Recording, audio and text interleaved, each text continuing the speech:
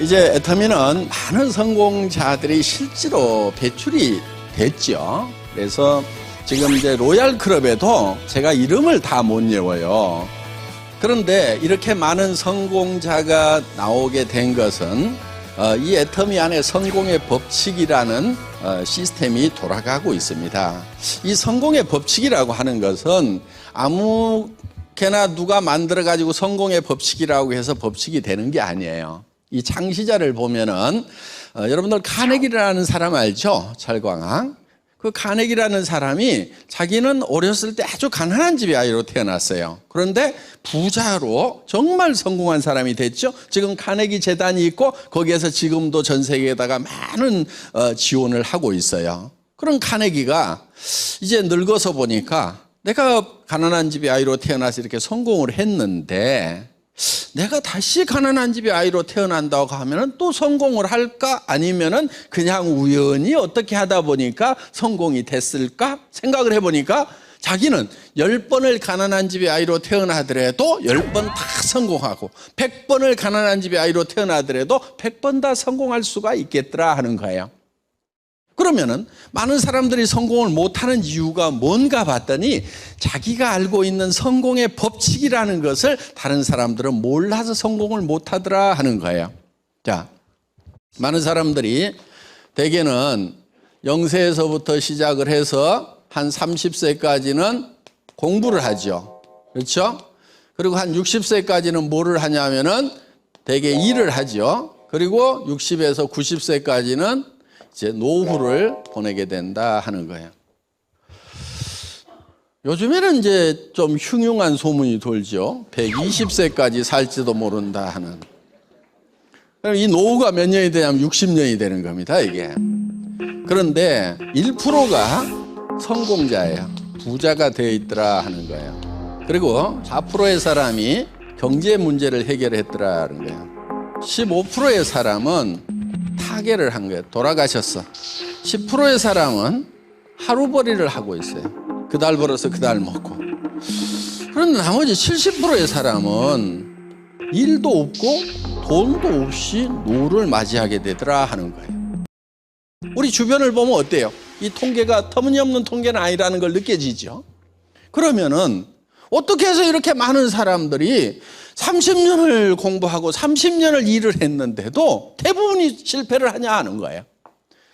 그래서 카네기는 사람들이 실패하는 이유가 어떻게 성공하는지 성공의 방법, 성공의 법칙을 몰라서 그렇다. 이 성공의 법칙을 내가 다른 사람들에게 알려주는 것을 내 인생의 마지막 일로 삼아야 되겠다. 그래서 이 성공의 법칙,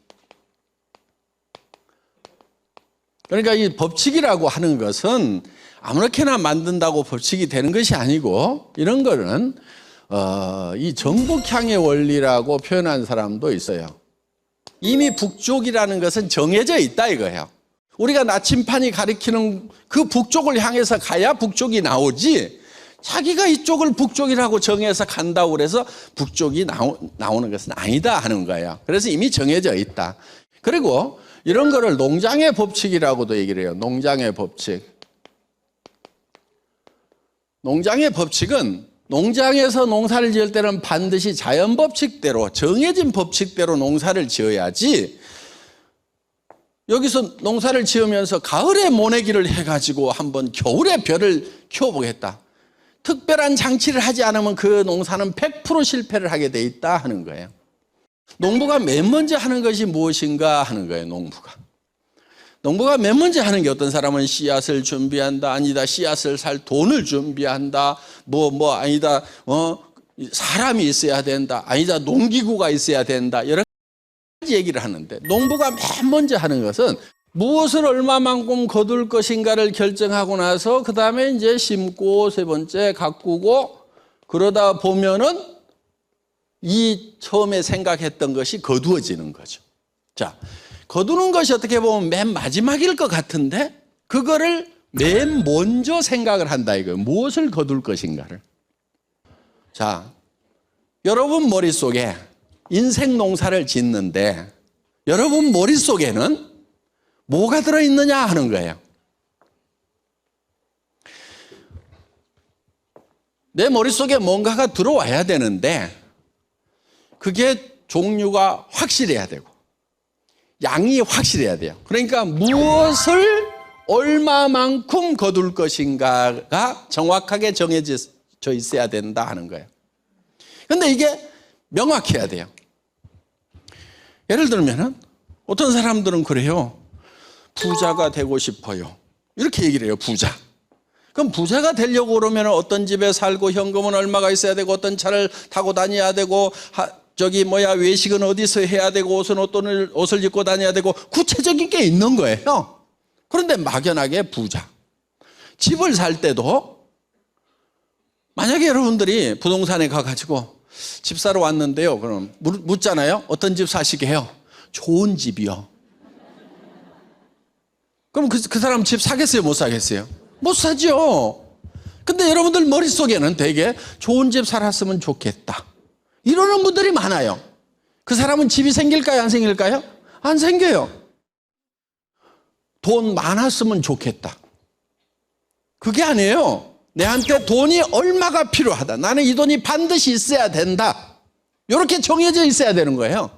그래서 머릿속에 무엇을 얼마만큼 거둘 것인가가 정확하게 들어가 있지 않으면은 이게 들어오지가 않는다 하는 거예요. 그런데 우리가 정말 무엇을 얼마만큼 해야 되는지가 이게 참 막연해요. 그래서 이렇게 생각을 해봐야 돼. 내가 90세 돼가지고 세상을 떠날 때 이거는 못하면은 반드시 한이 맺히겠다 하는 거, 여한이 남겠다 하는 거, 그거는 해결을 해야 되는 거예요. 정말 우리가 해야만 되는 거, 하지 않으면은 죽을 때 한이 맺히는 거, 그게 반드시 있단 말이에요. 그것이 무엇인가 생각을 해봤더니 상당히 복잡해. 왜 복잡하냐면요, 사람이 복잡하게 만들어져 있어요. 사람은 첫째 뭘로 만들어졌냐면요, 몸이라는 게 있어요. 몸. 보통 육이라고 하죠. 이 몸이 있고, 그 다음에 두 번째는 영이라는 게 있어요. 세 번째 혼이 있습니다. 네 번째 우리는 주변 환경으로 둘러싸여 있다 하는 거예요. 이제 우리가 사는 동안에 이 몸이 요구하는 게 있어요. 몸이 요구하는 거. 몸은 건강하게, 또 오래 살며 풍요롭게 살고 싶은 욕구가 있어요. 그래서 삶에 관한 욕구가 바로 몸에 있는 거예요. 생명욕이라는 게. 자, 이 영은 동물에게는 없어요. 이 영에 속한 게 양심 같은 거예요. 양심. 그러니까 사람은 이 양심대로 살고 싶은 욕구를 가지고 있어요. 양심대로 살지 못하면요, 늙어 죽을 때 아이고 나는 참 불량한 놈이었다, 그렇게 후회를 하게 되는 거예요. 한이 맺히는 거예요.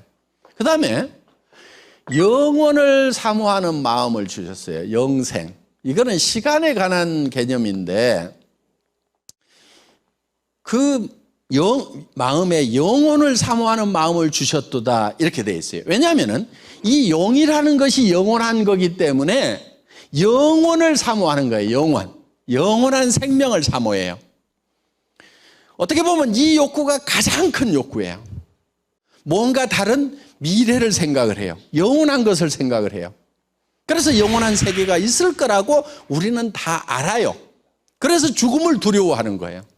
그러니까 하나님은 우리에게 주고 싶은 것이, 가장 먼저 주고 싶은 것이 뭐냐면은 영원한 생명이에요. 여러분들이 이거를 달라고 해야 돼요. 하나님한테. 하나님은 영원한 존재시고 영원한 생명을 주실 수가 있어요. 그런데 이거를 달라고 하는 게 아니고 뭐를 달라고 하냐면은 돈 좀 주세요, 아파트 좀 주세요, 좋은 차 주세요, 저 좀 높여주세요, 우리 자녀들 잘 되게 해주세요. 전부 그것만 빌고 있어요. 그거 잘 들어줍니까? 하나님이 잘 안 들어주죠? 예. 고목나무도 안 들어주고 하나님 십자가 앞에 가서 빌어도 잘 안 들어줘요. 그 이유가 있어요. 하나님이 우리를 사랑하신다는데 그걸 잘 안 들어주는 이유가 있어요. 하나님은요, 진짜 우리를 사랑하시기 때문에 진짜 주고 싶은 게 있어요. 그게 영생인데 다른 것만 달라고 그래. 그러면 돈 줬어, 집 줬어, 명예를 줬어, 모든 걸 다 줬더니 죽어버려. 하나님 입장에서 보면은 어떤 생각이 들겠어요? 줘봐야 아무 소용없다는 걸 하나님은 알까요, 모를까요? 알아요. 그걸 또 줬더니 얼싸돌싸 하면서 하나님도 안 찾아. 그러다가 그냥 죽어버려. 그럼 하나님 주고 싶겠어요, 그거를? 안 주고 싶죠. 사랑의 하나님이라고 그러는데 안 주는 이유가 바로 그거예요. 그럼 먼저 구해야 될 거 있어요. 두드리라 열릴 것이요. 생명의 문을 두들기라. 예. 영원한 생명의 문을 먼저 두들기면요, 그거는 반드시 하나님이 들어주셔요. 그래서 우리가 영원한 생명을 달라고 해야 돼요. 하나님이 주고 싶은 거는 그거란 말이에요. 우리를 진정으로 사랑하기 때문에 정말 그걸 먼저 주고 싶은 거예요.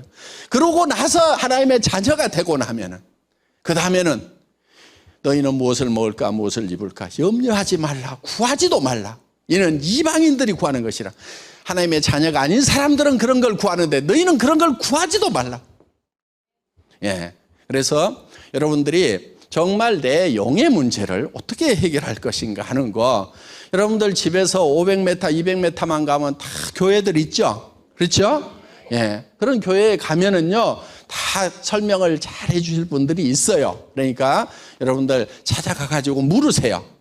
그래서 그리고 꾸준하게 출석을 하셔가지고 이렇게 배우시면은, 그러다 보면은 이제 여러분들도 성경에 대해서 아시게 되고 영원한 생명을 얻을 수가 있다 하는 겁니다. 자, 그래서 우리는 이 영생을 얻고자 하는 마음이 있습니다. 그리고 우리는 반드시 우리를 지으신 창조주로부터 사랑을 받아야 돼요. 그리고 창조주를 사랑해야만 진정으로 우리는 만족을 얻을 수가 있다 하는 거예요. 그 다음에 우리에게 혼이 있어요. 이 혼은 우리의 희노애락에 해당되는 겁니다. 감정이죠, 감정. 희노애락, 기뻐하고 슬퍼하고 하는 것들, 이런 것들은, 이 혼은요, 우리가 컨트롤 가능한 거라고 생각하면 되고, 대개 이 영적인 것은요, 우리가 컨트롤이 안 되는 거예요. 하나님이 우리 안에 넣어준 거기 때문에 하나님 거예요, 원래. 그래서 이거는 컨트롤이 안 된다. 혼은 내가 컨트롤할 수 있어요. 슬퍼하다가도 아이고 그냥 잊어버리고 막 기분 좋게 지내자, 이렇게 할 수 있죠. 예, 화내다가도 참자, 이렇게 할 수 있죠. 예, 그래서 이런 거는 이제 우리가 컨트롤 가능한 겁니다. 그리고 우리는 이 지적 욕구, 배우고 싶은 욕구를 가지고 있어요. 그래서 미지의 세계에 대해서 알고 싶은 욕구를 가지고 있는데, 이게 다 혼의 활동입니다. 그리고 우리는 주변 환경에 대해서, 자연 환경과 사회적 환경이 있는데, 이 환경에 대해서는 공헌하고 싶은, 그래서 우리는 어떤 사람이 될 것인가 하는 것에 대해서, 내 머릿속에 내가 어떤 사람이 될 것인가. 자, 봄에 쌀 10가마를 거두겠다고 생각을 하듯이 나는 인생 농사를 지어가지고 결국은 어떤 사람이 될 것인가 하는 것을 미리 머릿속에다가 집어넣으셔야 된다 하는 거예요. 그런데 집어넣는 것이 어떤 모습으로 집어넣을 것인가 복잡하더라. 왜 복잡한가 했더니, 사람은 육과 영과 혼과 환경으로 되어 있고 각각 이렇게 요구하는 것이 있더라. 그래서 우리는 살며 사랑하고 배우고 공헌하는 삶, 요 4가지가 골고루 만족되는 삶을 살아야만 된다 하는 거예요. 그래서 이걸 뭐라고 하냐면은 균형 잡힌 삶이다, 이렇게 얘기를 합니다. 그래서 이 4가지가 골고루 다 만족시키는 균형 잡힌 삶을 살아야 된다 하는 거예요. 이게 우리 머릿속에 내가 결국은 인생 가을거지를 할 때 이 모습이 되어야 되겠다 하고 머릿속에 들어가야 되는 거예요. 그래서 우리가 조금 곰곰이 생각해 볼 필요가 있는 거예요. 자, 그런데 이 4가지가 각각 떨어져 있는 것이 아니고 다 이렇게 하나로 엉겨 있어요. 하나로 붙어 있어요. 자, 이런 거예요. 우리는, 자, 6이 있죠. 6은 살며, 영은 사랑하고, 호는 배우고, 그 다음에 환경에 대해서는 뭐 한다고요? 공헌하는 삶. 자, 우리가 이 사랑하는 사람이 없다고 하면은요, 잘 살면 뭐해? 이런 생각을 할 수가 있어요. 또 우리가 잘 살 생각을 안 하면 배워서 뭐해? 이럴 수가 있어요. 그런데 우리가 잘 살아야 되는 이유는요, 사랑하는 사람이 있기 때문에 잘 살아야 되는 거예요. 내가 못 사니까 자녀들이 기가 다 빠져가지고 그렇게 살아요. 우리 아들 둘이 있거든요. 기가 살아있을까요? 죽고 있을까요? 제가 월급쟁이 17년 하다가 나와가지고 벤처기업으로 인터넷 백화점 하다가 망했거든요. 너무 시대를 앞서가다가. 그래가지고 한 3년을 새빵살이를 했어요. 그때 애들이 학교 다닐 때 어느 날인가 정신값 주는 거 있죠. 예? 급식비. 그거를 아들이 달라고 한 거예요. 아빠 급식비 내야 되는데 그게 15만 원인가 이렇게 기억이 되는데, 그렇게 얘기를 했는데 제가 오늘 아빠 돈이 없는데 어떡하지? 그랬더니 예 알았습니다. 그러고 간 거예요, 학교를. 근데 어느 날 선생님이 전화가 왔어요. 잠깐 좀 뵙고 싶다고. 그래서 갔더니 급식비를 안 냈다는 거예요. 그래서 이제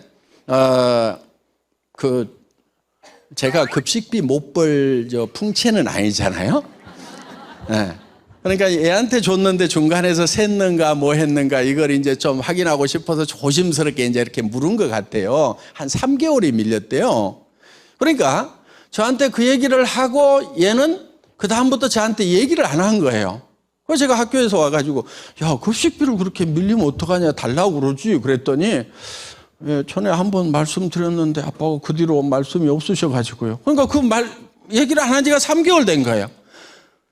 아빠가 돈 없다는 걸 하니까 다시 얘기해봐야 또 아빠한테 스트레스만 준다고 생각하고 지가 스트레스 받고 말자 그러고 꾹꾹 산 것 같아. 그 얘기를 들으니까 제가 가슴이 미어지더라고. 야, 참 내가 이렇게까지 됐는가 싶어.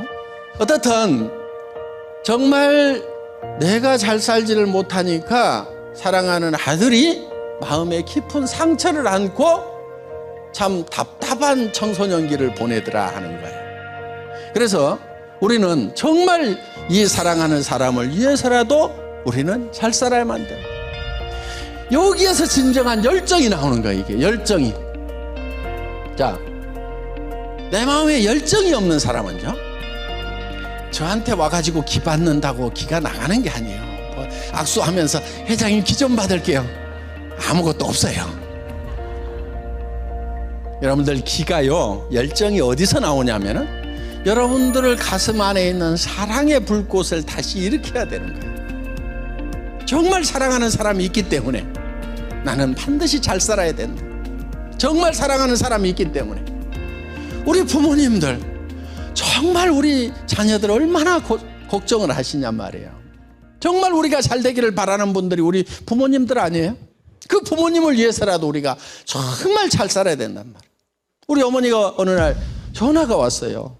아들아, 내가 죽어야 쓰겄다. 그러시는 거예요. 그래서 어머니 왜요? 그랬더니 아유, 내가 쓸데없이 살아가지고 너만 힘들게 한다는 거예요. 그래서 어머니 제가 이런 얘기를 했어요. 어머니, 제가 지금 이렇게 어렵지만은 제가 다시 재기를 해야 될 거 아닙니까? 재기를 다시 한다고 하면은, 정말 다시 일어선다고 하면 제일 기뻐하실 분이 어머니 맞지요? 그랬더니 맞지. 네가 다시 일어서기만 한다고 그러면은 내가 정말 춤이라도 추겠다. 그래서 제가 어머니, 제가 다시 일어서더라도요, 옆에 기뻐해 줄 분이 있어야 지금 제가 어려움을 잘 극복할 거 아니에요. 어머니가 꼭 살아계셔야 돼요. 그래서 제가 다시 재기하는 모습을 꼭 보세요. 그랬더니 아이고, 내가 어떻게든 내가 오래 살아가지고 내가 너 잘 되는 곳을 봐야 되겠다. 아이고, 우리 아들은 말도 잘이요. 사랑하는 어머니를 위해서라도 반드시 잘 살아야 되는 거예요. 우리는요, 절망 속에 있을 때는요, 희망을 갖는 것이 굉장히 힘들다는 거 알아요. 제가 이렇게 쉽게 얘기는 하지만은 정말 잘 살겠다는 결심을 하는 것이요, 어렵다는 걸 알아요. 왜? 결심을 했다가 안 이루어지면은 절망이 크기 때문에 그게 두려운 거예요. 그래서 다들 뭐라고 그러냐면은, 송축이는 솔잎을 먹고 살아야 돼. 나는 서민적인 게 좋아. 차가 크면 뭐해? 기름도 안 나오는 나라에서. 나라 걱정도 하고요. 집 넓으면 뭐해? 청소하기만 힘들고. 누가 자기 보고 청소하래요? 자기가 청소 안 해도 돼요. 누구 시키면 돼요? 이웃집에 취직 못하고 있는 아주머니 취직시켜주면 돼. 이렇게 좀 살면 안 되냐 이거야. 그래서 우리 머릿속에 어떤 삶을 살 것인가를 한 편의 영화로 만들어야 돼요. 그래서 그 영화가 돌아가야 돼. 그리고 내가 그 영화 속으로 홀라당 빠져들어가야 돼. 그래서 현실을 잊어버려야 돼. 그러면 성공자가 되는 거예요. 그래서 우리가 그 속으로 빠져들어가기만 하면은 되자고 그러는데, 그렇게 하기만 하면은 돼요. 결론부터 얘기하면. 왜 되느냐? 우리 몸이 바뀌어버려요. 여러분들, 한 달에 3천만 원, 5천만 원을 버는 그 삶을 한번 생각해 보세요. 매달 5천만 원씩이 들어와. 그러면 아침에 일어날 때 몸이 젖은 솜처럼 무거울까요? 한 달에 5천만 원씩 들어오는데 너무너무 피곤해갖고 아침에 일어나기가 힘들까요? 그렇지 않아요. 깃털처럼 가벼워요. 날도 새기 전에 창문 열어봐. 왜? 자랑하러 좀 다녀야 되거든. 누구도 만나야 되고 누구도 만나야 되고. 그러다 보면은요, 웬만한 피로감 다 없어져요. 우리 해모임이요, 이게 면역력 증강에 기가 막혀요. 피로회복이 기가 막힌 거예요. 그런데 이보다 더 좋은 게 있어요. 오늘 내가 특별히 하나 소개해 줄게요. 그게 뭐냐면 돈이에요, 돈. 해모임 먹는 것보다도 한 달에 5천만 원씩만 꼬박꼬박 들어오면요, 웬만한 잔병 다 없어져요. 어깨가 쑤시고 뒷골 땡기고 배탈 자준하고 감기 잘 걸리고 이런 거 다 없어져. 우리 몸이 바뀌어 버린다는 얘기예요. 실험을 한번 해볼까요? 이건 과학적으로 다 증명이 돼 있는 거예요. 여기서도 간단한 실험을 할 수 있어요. 생각이 우리 몸을 어떻게 바꿔버리는지. 자, 여러분 입안에다가 새콤하고 달콤한 빨간 석류알을 한 움큼씩 넣어드리겠습니다. 그 석류알을 어금니부터 아자자작 씹으니까 새콤하고 달콤한 그 석류즙이 입안 가득 퍼집니다. 자, 입안에 어떤 일이 일어났어요? 나는 침이 안 나온다. 빨리 병원 가세요. 정상적인 사람은 누구든지 석류를 직접 먹은 거나 석류를 먹었다고 생각만 하는 거나 우리 몸은 똑같이 반응하는 거예요. 자, 그러면은 여러분들이 한 달에 3천만 원, 5천만 원이 들어오면은 여러분들이 몸이 바뀌겠죠? 바뀐단 말이에요. 그러면은 미리 바꿔버리는 방법이 있어. 그게 뭐냐면은 정말 내가 3천만 원, 5천만 원이 들어오는 삶을 영화를 만들어 가지고 그 영화 속에 사는 거예요. 계속 영화 속에 사는 거예요. 그러면은 우리의 몸이 바뀌고 표정도 바뀌고 말투도 바뀌고 눈빛도 바뀌고 다 바뀌어요. 다 바뀌어. 그러면 주변 사람들이 끌려오기 시작을 하는 거예요. 그런데 애터미 사업을 설명을 하면서도 친구한테 가가지고, 야 친구야, 내가 하는 것은 아닌데 영자가 뭐 한다고 그러면서 소개 좀 해달라고 와봤어. 그 따위로 얘기하면은요, 될 것도 안 돼. 어떻게 얘기를 해야 되냐면은, 영숙이냐, 빨리 와야 쓰겄다. 무엇인데 그러면, 오면 얘기해 줄게. 얼른 와봐라. 뭔 일 터져버렸다. 내가 지금 한 달에, 잘 들어라, 1년이 아니고 한 달에 5천만 원 버는 일이 생겨버렸어요. 어찌했었구나. 그래도 네가 먼저 생각나가지고 내가 전화를 했는데 네가 안 온다고 그러면 나는 경제한테 연락을 하려고 그러는데 너 어떡할래? 요렇게 나가야 된단 말이야. 이렇게 내 머릿속에 정말 내가 한 달에 3천만 원 5천만 원을 번다는 확신이 생기면은 그 포스가 나가는 거예요. 그 힘이 나가는 거예요. 치약을 하나 팔러 다니더라도, 칫솔을 하나 팔러 다니더라도, 라면을 하나 팔러 다니더라도 이것이 나한테 5천만 원의 소득을 만들어줄 거라고 생각하고 다니는 사람하고 이게 얼마나 큰 사업인 줄 아느냐? 100억을 투자해갖고 공장을 하더라도 한 달에 5천만 원씩 계속 집에다 갖다 줄 만한 사업이 있어요? 그런 아이템이 있어요? 드물어요.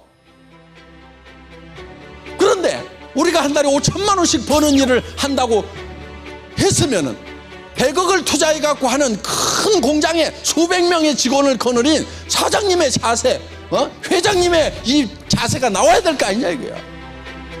여러분들이 이 비즈니스를, 이 애터미 사업을 여러분들이 어떻게 보느냐에 따라 가지고 달라지는 거예요. 여러분들의 자세가. 여기 한 달에 3천만 원 5천만 원 버는 분들이 있어요 없어요? 있단 말이에요. 그렇게 생각 하나 딱 바뀌는 순간에 엄청난 성공자가 돼버렸단 말이에요. 지금은 제가 봐도 대단해요. 정말 존경스러워. 굉장한 분들이 된 거예요. 그거는 생각 하나 바꾼 것 때문에 그래요. 생각이 바뀌면은 우리 몸은 따라서 바뀌어요. 아까 어떤 분 제가 만났어요. 다리가 좀 불편하시더라고. 내가 화장실 가는데 갈 때 이렇게 인사를 했는데 나올 때까지 계속 기다리고 섰다가 저한테 얘기를 하는 거예요. 뭐라고 얘기를 하냐면은 내가 애터미의 성공자가 되겠습니다. 남자분이에요. 한 40대.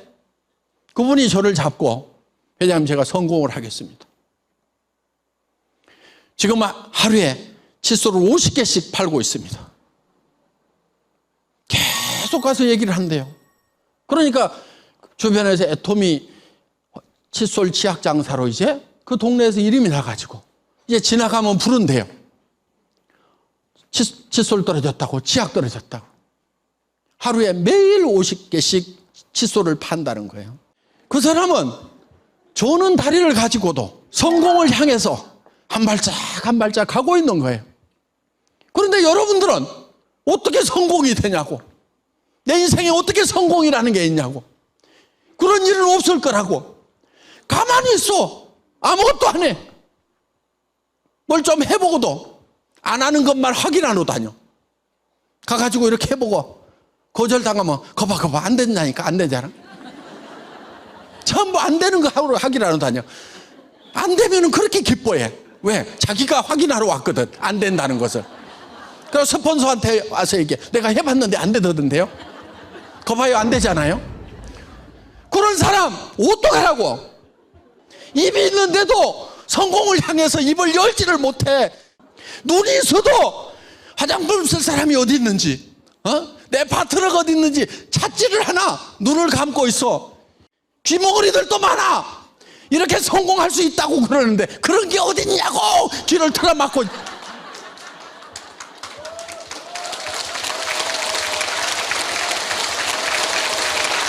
여러분들 한 사람만 일어서면 주변이 다 일어설 수가 있는데 돈을 요구를 해요. 애터미가 한 푼도 없어도 돼. 특별한 지식이 없어서 못 한다고 핑계 댈 거예요? 조짜도 해. 초등학교 나온 사람도 해.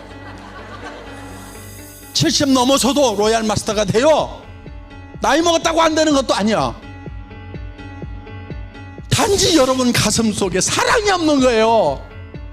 사랑이 다 식어버려서 가족들한테 사랑한다고 말할 용기도 없어. 붙들고 울어야 돼요. 내가 일어설 테니까 희망을 가지라고 가족들한테 희망의 메시지부터 던져야 된단 말이에요.